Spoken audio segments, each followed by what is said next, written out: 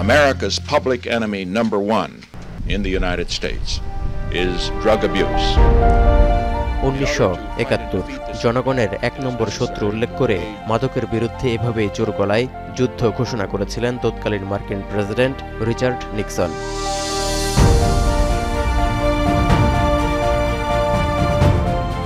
এরপর 1980-র দশকে president Ronald রিগানের অধীনেও এই অভিযান তীব্র হয়ে ওঠে।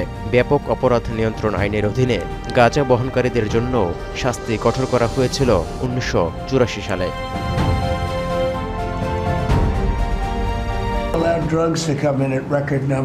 এরই ধারাবাহিকতায় 2018 সালের পর দ্বিতীয় মেয়াদেও একই পথে হাঁটছেন মার্কিন প্রেসিডেন্ট ডোনাল্ড ট্রাম্প, যা ঘিরে বাড়ছে আঞ্চলিক উত্তেজনাও। ওয়াশিংটনে মাদক পাচারের অভিযোগে ভেনেজুয়েলার বিরুদ্ধে সামরিক পদক্ষেপ নেয়ার ঘোষণাও দিয়েছেন ট্রাম্প। এমনকি মাদক চোরাচালান চক্রের সদস্য উল্লেখ করে দেশটির প্রেসিডেন্ট নিকোলাস মাদুরোকে ধরিয়ে দিতে $5 কোটি পুরস্কারও ঘোষণা দিয়েছে যুক্তরাষ্ট্র। 2 সেপ্টেম্বর থেকে ক্যারিবিয়ান সাগর ও প্রশান্ত মহাসাগরে 20টির বেশি মার্কিন মাদক বিরোধী অভিযানে প্রাণ গেছে 80 জনের বেশি মানুষের। এছাড়া মেক্সিকোর সীমান্তে কড়াকড়ি তল্লাশি অভিযান তো আছেই। এত কিছুর পরও প্রাণঘাতী ফেন্টানিল সহ ভয়াবহ মাদকদ্রব্যের দৌরাত্ম্য থামাতে পারেনি ওয়াশিংটন। ক্যালিফোর্নিয়া সহ অনেক অঙ্গরাজ্যে 1990 সালের পর থেকে বৈধতা পেয়ে আসছে গাঁজার মতো মাদকদ্রব্য। এই অবস্থায় 50 বছরেরও বেশি সময় ধরে মাদকের বিরুদ্ধে লড়াইয়ে কোটি কোটি ডলার খরচ করে ওয়াশিংটন ঠিক কতটুকু অর্জন বা সফলতা দেখাতে পেরেছে তা নিয়ে উঠেছে প্রশ্ন। ব্যর্থতার পেছনে কারণগুলো কী হতে পারে তা নিয়ে চলছে চুলচেরা বিশ্লেষণ।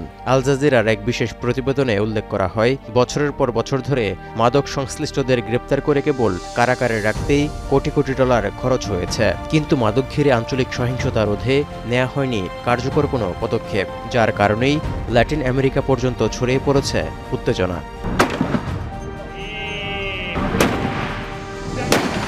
মাদক বিরোধী যুদ্ধ ঘোষণা করা হলেও কাঙ্ক্ষিত সফলতা না পাওয়ার পেছনে মাদক বিরোধী আইনকেও দায়ী করা হচ্ছে। 1986 সালের আইনে সর্বনিম্ন সাজার বিধান অন্যতম কারণ, যে আওতায় কোকেন সহ ধরা পড়া ব্যক্তিদের সর্বনিম্ন 5 বছরের কারাদণ্ডের বিধান রয়েছে। এমনকি বিভিন্ন জাতিগোষ্ঠী কোকেনের মতো মাদক বহন ও সেবন করা সত্ত্বেও 1986 সালে মাদক বিরোধী আইন পাশ হওয়ার পর শ্বেতাঙ্গদের তুলনায় কৃষ্ণাঙ্গদের গ্রেপ্তার ও কারাদণ্ড দেওয়ার হার 5 গুণ বেড়ে যায়।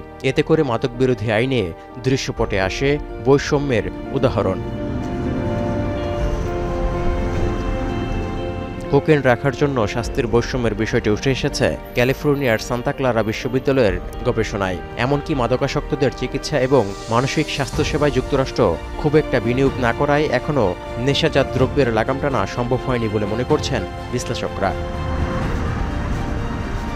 যুক্তরাষ্ট্রের ন্যাশনাল ইনস্টিটিউট অব ড্রাগ অ্যাবিউজের তথ্য বলছে, অতিরিক্ত মাত্রায় মাদক সেবনে দেশটিতে প্রতি বছর 1 লাখেরও বেশি মানুষ মৃত্যুর কোলে ঢলে পড়ছে, যার বেশিরভাগই ফেন্টানিল সেবনকারী। অতিরিক্ত মাদক সেবনে সবচেয়ে বেশি মারা যাচ্ছে 18 থেকে 44 বছর বয়সী মানুষ। তৌহিদুর রহমান, এখন বিশ্ব।